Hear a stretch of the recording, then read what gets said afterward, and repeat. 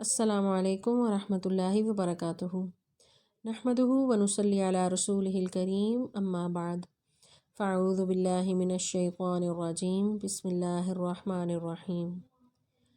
آج کے لیسن میں ہم سورہ الکہف کا آغاز کریں گے۔ سورۃ الکہف جو ہے یہ مکی سورہ ہے اور بہت زیادہ اس کے فضائل جو ہیں احادیث میں ہمیں ملتے ہیں۔ سورۃ الکہف جو ہے جس گھر میں یہ پڑھی جاتی ہے اس گھر میں برکت اور سکینت جو ہے وہ نازل ہوتی ہے۔ جمعے کے دن جو بھی شخص اس کا اہتمام کرتا ہے اس کے دل میں ایک نور پیدا ہوتا ہے۔ رسول اللہ صلی اللہ علیہ وسلم کی حدیث ہے کہ ایسا نور پیدا ہوتا ہے کہ جو اس کے قدموں کے نیچے سے لے کے آسمان تک جو ہے وہ بلند ہوتا ہے۔ اسی طرح دو جمعوں کے درمیان نور پیدا کرتا ہے۔ سورۃ الکہف جو ہے اس کی ابتدائی 10 آیات یا آخری 10 آیات کے بارے میں رسول اللہ صلی اللہ علیہ وسلم فرماتے ہیں کہ جو انہیں حفظ کر لے گا وہ دجال کے فتنے سے محفوظ رہے گا۔ چنانچہ سورۃ الکہف کے پڑھنے کا اہتمام جو ہے وہ باقاعدگی سے گھروں میں کرنا چاہیے، اور آج سے ہم اس سورہ کا ترجمہ جو ہے وہ اور اس کا فہم حاصل کرنے کی کوشش کریں گے تاکہ ہم جب اس کی تلاوت کریں تو اچھے طریقے سے اس کا فہم اور سمجھ بھی ہمیں جو ہے وہ حاصل ہو اور ہم اس کو صحیح طریقے سے جو ہے وہ اس کو پڑھ سکیں۔ اعوذ باللہ من الشیطان الرجیم، بسم اللہ الرحمن الرحیم۔ الحمد، تمام تعریفیں، للہ، اللہ کے لیے ہیں، الذی، وہ جس نے، انزلہ، نازل کی، علی، پر، عبدہ، اپنے بندے، الکتابہ، کتاب، ولم، اور نہیں، یجعل، اس نے بنایا یا اس نے رکھی، لہو، اس میں، عوجا، کوئی بھی کجی۔ سورۃ الکہف قرآن پاک کی ان صورتوں میں سے ہے، ان 5 صورتوں میں سے جن کا آغاز جو ہے الحمد کے نام سے ہوا ہے۔ اس کے علاوہ جو باقی 4 صورتیں ہیں ان میں سورہ الفاتحہ، سورہ انعام، سورہ سبا اور سورہ فاطر ہیں جن کا آغاز جو ہے الحمد کے نام سے ہوا ہے۔ پچھلی جو سورہ ہے سورہ بنی اسرائیل، اس کا اختتام بھی الحمد سے ہوا۔ یہاں پر اس کا آغاز جو ہے سورت کا الحمدللہ سے ہو رہا ہے۔ الحمد جو ہے اس کا روٹ ورڈ ہا میم دال ہے۔ حمد جو ہے ایسی تعریف کو کہتے ہیں جس میں تعظیم، احترام اور محبت کا جذبہ جو ہے پایا جائے۔ تعریف کے لیے ایک اور لفظ مدح کا بھی استعمال ہوتا ہے۔ مدح کا روٹ ورڈ جو ہے میم ہا دال ہے، جبکہ حمد کا روٹ ورڈ ہا میم دال ہے، یعنی یہ اپوزٹ ہیں۔ حمد اور مدح میں فرق یہ ہے کہ مدح جو ہے ایسی تعریف ہے جو کسی کی بھی ہو سکتی ہے، جیسے بادشاہوں کی جاتی ہے یا کسی کی بھی تعریف کی جائے تو اس کے لیے ضروری نہیں ہے کہ دل میں تعظیم اور محبت کے جذبات ہوں، بعض اوقات زبانی بھی کوئی تعریف کر دیتا ہے۔ جبکہ حمد ایسی تعریف ہے جس میں محبت کے اور تعظیم کے جذبات جو ہیں وہ پائے جاتے ہیں، اور یہ وہ تعریف ہے جو خالصتاً صرف اللہ تبارک و تعالیٰ کی ہی کی جا سکتی ہیں، اور حمد کے لائق صرف اللہ تبارک و تعالیٰ کی ہی پاک ذات ہے، کیونکہ حمد جو ہے ایک خوبی ہے اور وہ اللہ تعالیٰ کی ہی عطا کرتا ہے۔ اسی لیے اللہ تبارک و تعالیٰ فرماتے ہیں کہ الحمدللہ، کہ تمام تعریفیں جو ہیں وہ اللہ کے لیے ہیں۔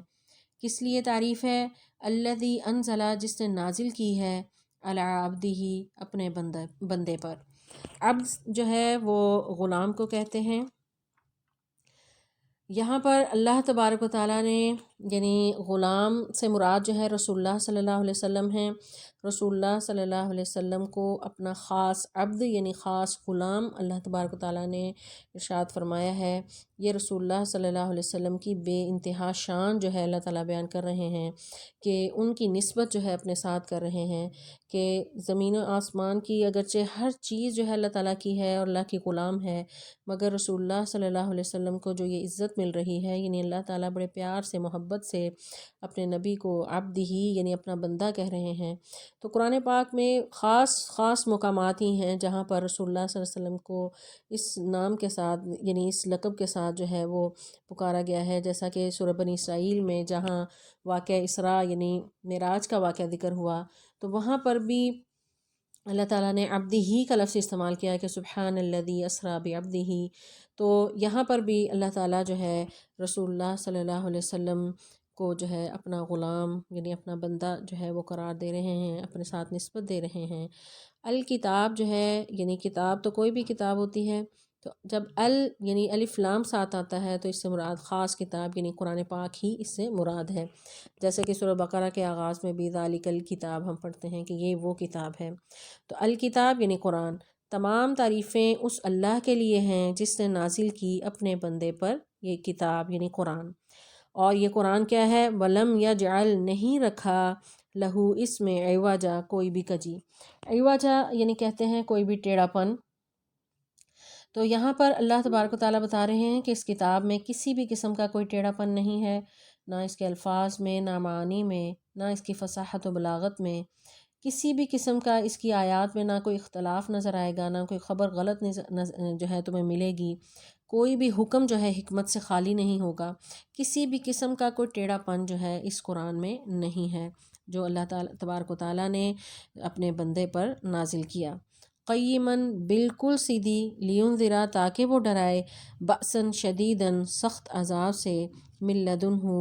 اس کی طرف سے، ویبشرا اور خوشخبری دے، المؤمنین سب ایمان لانے والوں کو، الذین وہ جو، یعملون وہ سب عمل کرتے ہیں، الصالحات نیک، انا یہ کہ، لہم ان کے لیے ہے، اجراً حسنا بہترین اجر۔ قرآن پاک کی تعریف اللہ تبارک و تعالیٰ نے بیان کی کہ وہ کتاب ہے جس میں کوئی ٹیڑھ پن نہیں ہے۔ اس کے ساتھ دوبارہ تاکیداً یہ کہا کہ قیماً یہ بالکل سیدھا ہے۔ عوجا کہہ دینا بھی کافی تھا، لیکن اللہ تبارک و تعالیٰ نے زور دینے کے لیے، مزید جو ہے وہ کلیئر کرنے کے لیے کہ اگر کسی کے دماغ میں اس کے بارے میں کوئی شک ہے یا کچھ اور سوچتا ہے اس کے بارے میں، تو اس کو سمجھ جانا چاہیے کہ یہ اس کی تعلیمات بالکل سیدھی سیدھی ہیں، اس میں کوئی ٹیڑھ پن نہیں ہے، کوئی ادھر ادھر کی بات نہیں، بالکل سیدھے اس کے دلائل ہیں جو قابل فہم اور سمجھ ہیں۔ تو بالکل سیدھی کتاب ہے، لینذرا تاکہ ڈرائے، بأساً شدیداً سخت عذاب سے۔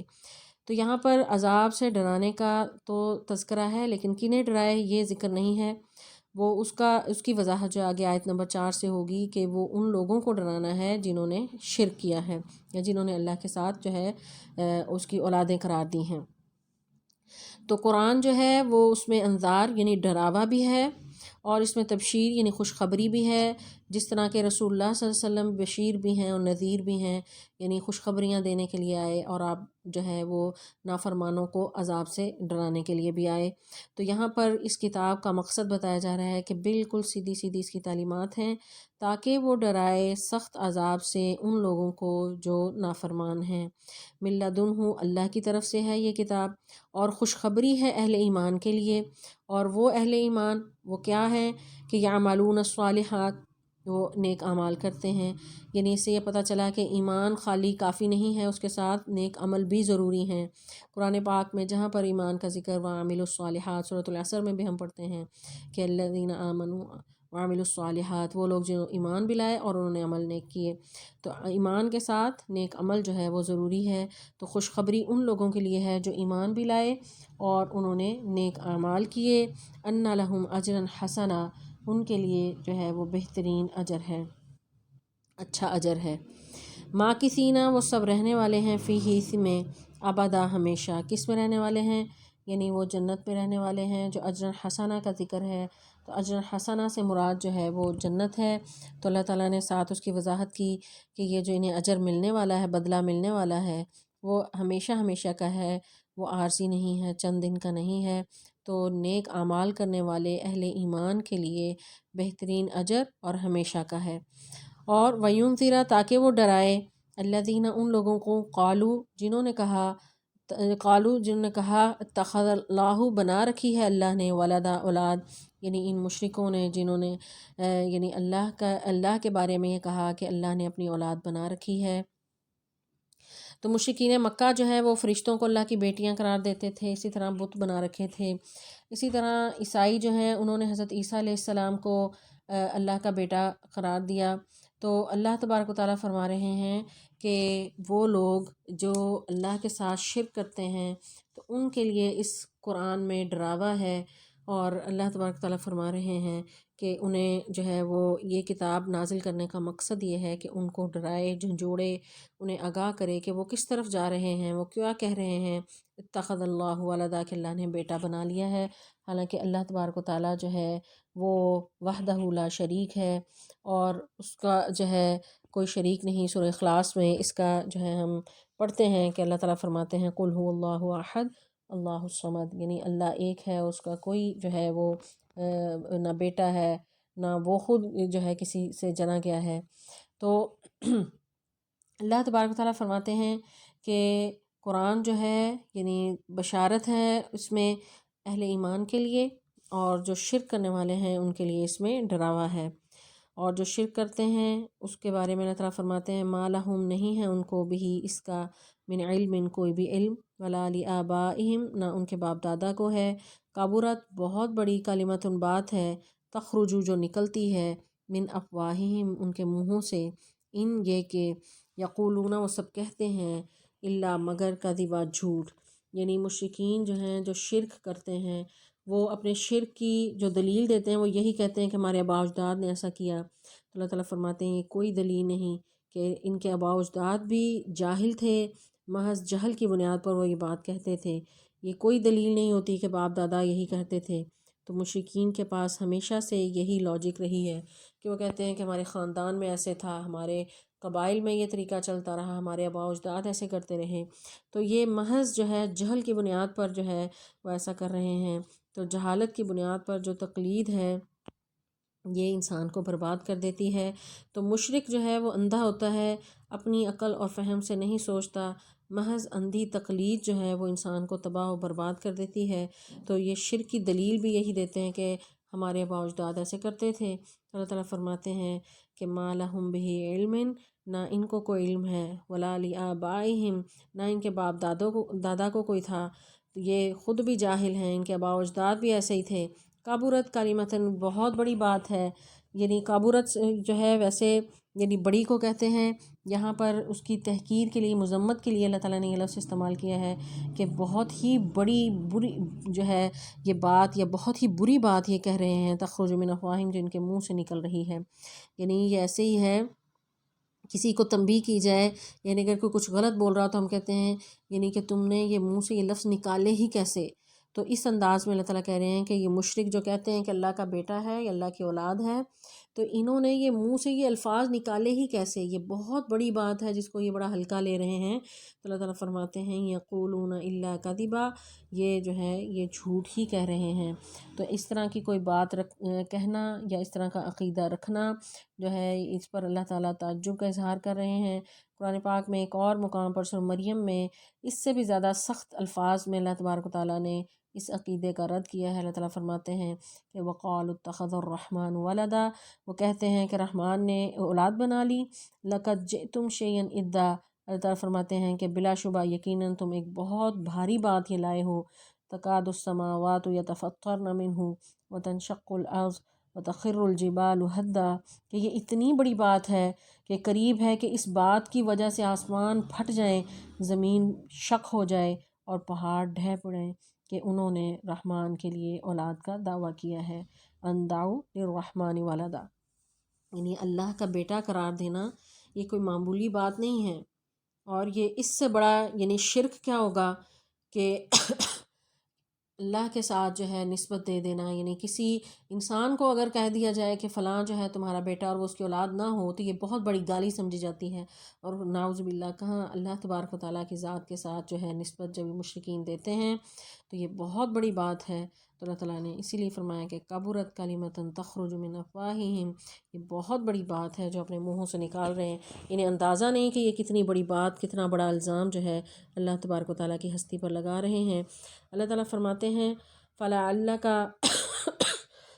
پس شاید کہ آپ باقعٌ ہلاکت میں ڈالنے والے ہیں، نفسک اپنی جان کو، علی آثارہم ان کے پیچھے، ان لم یؤمنوا اگر وہ نہ سب ایمان لائیں، بہذا الحدیث اس بات پر، اسفا افسوس کرتے ہوئے۔ رسول اللہ صلی اللہ علیہ وسلم رحمۃ للعالمین تھے، بہت زیادہ دل میں جو ہے نرمی رکھنے والے اور دوسروں کی ہمدردی رکھنے والے تھے، اور جب آپ رسول اللہ صلی اللہ علیہ وسلم اللہ کا پیغام جب آپ نے لوگوں کو پہنچایا تو آپ کا خاندان، قبیلہ، تمام لوگ آپ کے مخالف ہو گئے، اور آپ کو نہ صرف آپ کو، آپ کے پیروکاروں کو، آپ کی جماعت کے لوگوں کو، سب کو اذیت دی جاتی، تکلیف دی جاتی، تکذیب کی جاتی، آپ کی بات کو جھٹلایا جاتا۔ ایک ظاہری تکلیف تھی، آپ صلی اللہ علیہ وسلم اس کو محسوس کرتے۔ دوسرا، آپ کو اندر دل میں یہ تکلیف تھی کہ یہ لوگ حق بات کی طرف کیوں نہیں آ رہے، کیونکہ رسول اللہ صلی اللہ علیہ وسلم زیادہ جانتے تھے کہ یہ لوگ جو ہیں کس قدر گمراہی کی طرف جا رہے ہیں۔ رسول اللہ صلی اللہ علیہ وسلم کی حدیث بھی ہے، ابو ہریرہ مروی ہیں، راوی ہیں، وہ کہتے ہیں کہ رسول اللہ صلی اللہ علیہ وسلم فرمایا کہ میری اور لوگوں کی مثال اس شخص کی طرح ہے کہ جس نے آگ کو خوب بھڑکایا اور پھر اس کے ارد گرد کو روشن کیا تو پروانے اور اس قسم کے جانور اس آگ میں گرنے لگے، اور وہ اس میں گرتے تھے اور وہ شخص انہیں روکتا تھا، یعنی جس نے آگ جلائی وہ خود انہیں روک رہا ہے اور وہ اس میں زبردستی آگ میں گھستے جا رہے ہیں۔ تو میں آگ سے بچانے کے لیے تمہاری کمروں کو پکڑنے والا ہوں، تو میں زبردستی پیچھے کی طرف کھینچ رہا ہوں، لیکن تم لوگ اس کی طرف جو ہے وہ لبک رہے ہو۔ یہ بخاری اور مسلم کی یہ حدیث ہے۔ یعنی رسول اللہ صلی اللہ علیہ وسلم کے دل میں شدید تڑپ تھی کہ ان لوگوں کو کھینچ کے گمراہی سے باہر کی طرف جو ہے وہ نکال لیں، انہیں حق کے راستے کی طرف چلا دیں، لیکن وہ لوگ اس کی بات کی طرف ماننے کے لیے تیار نہیں تھے۔ نہ صرف ماننے کے لیے تیار نہیں تھے، الٹا ذہنی، جسمانی، نفسیاتی جو ہے وہ اذیت اور تکلیف دی جا رہی تھی۔ تو اس پر جو ہے یعنی نبی اکرم صلی اللہ علیہ وسلم کا جو حال تھا اور جس طرح آپ اس کو محسوس کر رہے تھے، اس کی جو ہے اس منظر کشی اللہ تبارک تعالیٰ نے کی ہے کہ آپ کا یہ حال ہے کہ ایسے لگتا ہے کہ خود اپنی جان کو ہلاکت میں آپ ڈال لیں گے۔ اتنا یعنی غم کی یہ انتہا ہوتی ہے کہ ایسی کیفیت کہ انسان کو لگے کہ یہ غم جو ہے وہ مار ڈالے گا، یہ ہلاک کر دے گا۔ تو رسول اللہ صلی اللہ علیہ وسلم جو ہے یعنی ان کی جسمانی تکلیفوں کا اتنا آپ کو رنج نہیں تھا جتنا آپ کو یہ بات اندر ہی اندر کھا رہی تھی کہ آپ کی قوم جو ہے گمراہی اور اخلاقی پستی جو ہے اس کی طرف جائی جا رہی ہے۔ تو اس پر اللہ تبارک تعالیٰ فرماتے ہیں کہ آپ یہ غم کر رہے ہیں کہ ان لم یؤمنوا بہذا الحدیث اسفا، بہذا الحدیث سے مراد یعنی قرآن پاک ہے کہ اس بات پر یہ لوگ ایمان کیوں نہیں لا رہے، تو آپ اس پر افسوس کر رہے ہیں۔ آگے اللہ تعالیٰ فرماتے ہیں انا بے شک ہم جعلنا ہم نے بنایا ما علی الارض جو بھی زمین پر ہے زینتاً زینت کا سامان لہا اس کے لیے لنبلوہم تاکہ ہم آزمائیں انہیں ایہم کون ان میں سے احسن و بہترین عمل میں ہے۔ کہ یہاں پر یعنی قرآن کی بات ہوئی کہ قرآن نازل ہوا، اس میں بشارت ہے، اس میں ڈراوا ہے، مشرکین کا رد ہے، پھر اس پر جو کفار کا جو رویہ ہے اس کا ذکر ہے کہ آباء و اجداد کی جو ہے وہ دلیل دیتے ہیں کہ آباء و اجداد ایسے تھے، تو اللہ تعالیٰ فرماتے ہیں کہ آباء و اجداد بھی جاہل تھے، یہ خود بھی جاہل ہیں۔ رسول اللہ صلی اللہ علیہ وسلم کی پریشانی کا جو ہے ذکر کہ آپ صلی اللہ علیہ وسلم اپنے آپ کو ایسے ہلکان کر رہے ہیں ان کے پیچھے، تو اللہ تعالیٰ فرماتے ہیں کہ اے نبی صلی اللہ علیہ وسلم آپ انہیں چھوڑ دیں، ہم نے یہ دنیا کا نظام بنایا ہے، یہ اسی لیے بنایا ہے کہ کون میرا بندہ ہے، کون میرے راستے پر چلے گا اور کون جو ہے وہ گمراہی کا راستہ اختیار کرے گا۔ تو ہم نے بنایا اس زمین کو زینت کا سامان، یعنی اس زمین میں خوبصورتی کا سامان ہے، پہاڑ ہیں، دریا ہیں، نعمتیں ہیں، طرح طرح کی خوبصورتی کا سامان بکھرا ہوا ہے۔ تو یہ سب جو ہے یہ انہی انسانوں کی آزمائش کے لیے ہے کہ کون ان نعمتوں کو دیکھ کر اپنے رب کو پہچانتا ہے اور کون ان نعمتوں کو پا کر اس کی ناشکری کرتا ہے۔ تو یہ سامان زینت جو ہے اس کی دنیا کی کوئی حیثیت نہیں اللہ کے نزدیک۔ اگر اس دنیا کی کوئی حیثیت ہوتی، حدیث ہے کہ مچھر کے پر کے برابر جو ہے اللہ کے نزدیک اس کی کوئی حیثیت نہیں ہے، اگر ہوتی تو کافروں کو ایک لقمہ اور ایک پانی کا قطرہ بھی نہ ملتا۔ تو یہ جو ہے یہ دنیا اللہ کے نزدیک اس کی کوئی حیثیت نہیں۔ ایک حدیث میں ہے کہ مردہ بکری کے بچے کی طرح ہے کہ وہ تمہارے کسی کام کا نہیں، تو اسی طرح دنیا جو ہے اس کی کوئی حیثیت نہیں اللہ کے نزدیک۔ تو یہ جو ہے سامان زینت اسی لیے بنایا ہے کہ تاکہ تمہیں آزمائے کہ کون اچھے اعمال کرتا ہے۔ تو یہ سورۃ ملک میں بھی اللہ تعالیٰ فرماتے ہیں کہ خلق الموت والحیات لیبلوکم ایکم احسن عملا، کہ موت و حیات کا یہ سلسلہ جو اللہ نے بنایا ہے یہ اسی لیے بنایا ہے کہ تم میں سے اچھے اعمال کون کرے گا۔ وَإِنَّا اور بے شک ہم لَجَاعِلُونَ البتہ ضرور بنانے والے ہیں، لام یہاں پر تاکید کے لیے ہے، لَجَاعِلُونَ ہم ضرور بنانے والے ہیں مَا عَلَیہا جو بھی اس پر ہے، صعیداً میدان جرزا چٹیل۔ یعنی اس دنیا کی زندگی کو ہی سب کچھ نہ سمجھ لیں۔ سعیدہ یعنی مٹی کو کہتے ہیں جو سمندر کے اوپر اٹھی ہوئی ہو۔ تو اللہ تعالیٰ تبارک و تعالیٰ فرماتے ہیں کہ دنیا میں جو کچھ بھی ہے، جو سامان زینت ہے، یہ ایک نہ ایک دن ختم ہو جائے گا۔ اس سب کو ہم چٹیل میدان بنا دیں گے،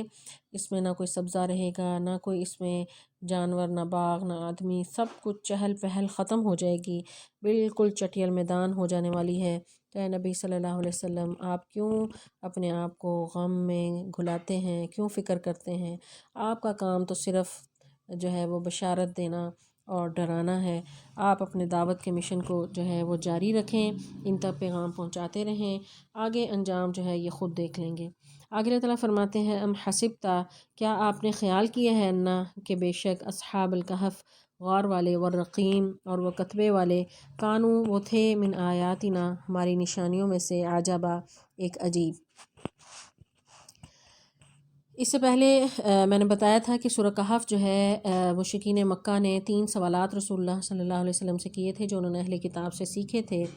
اور اہل کتاب نے انہیں پڑھایا تھا کہ یہ سوال پوچھو۔ تو ان میں جو پہلا سوال تھا وہ یہ تھا کہ اصحاب کہف کون تھے؟ تو اصحاب کہف جو ہیں وہ کون تھے، ان کا کیا قصہ ہے، وہ یہاں سے اس کا ذکر شروع ہو رہا ہے، اور اللہ تبارک و تعالیٰ فرماتے ہیں، یہ اس کا جواب جو ہے یہاں پر ان آیات میں دیا جا رہا ہے۔ اللہ تعالیٰ فرماتے ہیں کہ آپ نے خیال کیا کہ وہ کہف والے، یعنی غار والے، کہف جو ہے وہ غار کو کہتے ہیں، اور ایسی کھلی اور کشادہ غار کو جو ہے کہا جاتا ہے۔ رقیم رقم سے ہے، رقم یعنی لکھا ہوا، کتبہ یعنی غار والے اور کتبے والے، وہ جو ہیں وہ میری نشانیوں میں سے تھے، وہ عجیب نشانیوں میں سے تھے۔ اذ جب اوا پناہ لی، الفتیتو نوجوانوں نے، فتیہ فتن سے ہے، یعنی نوجوان کے لیے یہ لفظ استعمال ہوتا ہے۔ اذ اوا جب پناہ لی، الفتیہ یعنی نوجوانوں نے، ان نوجوانوں نے، الی الکہف غار کی طرف، فقالو تو انہوں نے کہا، ربنا اے رب ہمارے، آتنا تو ہمیں دے، من لدن کا اپنی طرف سے، رحمتن کوئی رحمت، وہی اور مہیا کر لینا ہمارے لیے، من امرنا ہمارے معاملے میں، راشدہ کوئی بھی رہنمائی۔ تو اس میں ہی سے مراد جو ہے مہیا کرنا یا میسر کرنا ہے، راشدہ کہتے ہیں بھلائی یا رہنمائی کو، عجبہ عجیب کو کہتے ہیں۔ تو اللہ تبارک و تعالیٰ یہاں پر فرما رہے ہیں کہ اہل کہف جو ہیں وہ ایک نوجوانوں کی ایک ٹولی تھی، اور انہوں نے غار میں پناہ لی تھی، اور انہوں نے اپنے رب سے یہ دعا کی تھی کہ اللہ ہمارے اوپر رحمت نازل کر اور ہمارے معاملے میں ہماری کوئی رہنمائی فرما۔ اصحاب کہف کون تھے، یہ نوجوان کون تھے، یہ کیا قصہ ہے، یہ آگے جو ہے اس کی پوری ڈیٹیل جو ہے آیات میں اللہ تبارک و تعالیٰ بیان فرما رہے ہیں۔ اس کی باقی تفصیلات جو ہیں نیکسٹ لیکچر میں ہم دیکھیں گے۔ یہ وہ جو نوجوان تھے جنہوں نے اپنے ایمان کو بچانے کے لیے غار میں پناہ لی، اور اسی یعنی کہف میں پناہ لی، اور کہف یعنی اسی نام سے اس سورہ کا جو ہے نام بھی ہے، اسی سے ماخوذ ہے۔ تو ان کا قصہ جو ہے وہ پوری اس کی تفصیلات، اور اس قصے میں کیا ہمارے لیے اسباق ہیں اور کیا عبرتیں ہیں، کیوں جو ہے سورہ کہف کو پڑھنے کی تاکید کی گئی ہے، اور دجال کے فتنے سے جو ہے ہمیں کیسے یہ محفوظ رکھے گی، یہ تمام جو ہے وہ اسباق اور یہ عبرتیں جو ہیں ہمیں اس قصے سے ہمیں ملیں گی۔ تو انشاءاللہ نیکسٹ لیکچر میں ہم اس کو پوری تفصیل کے ساتھ اس قصے کو پڑھیں گے، اور ساتھ ساتھ اس میں جو اسباق دیے گئے ہیں اور ہمارے لیے جو لیسن ہے وہ ہم اس کو تفصیل کے ساتھ پڑھیں گے۔ اللہ تعالیٰ سے دعا ہے کہ اللہ تعالیٰ ہمیں اس سورہ کا صحیح فہم عطا فرمائے اور اس پر عمل کرنے کی توفیق عطا فرمائے۔ والسلام علیکم ورحمۃ اللہ وبرکاتہ۔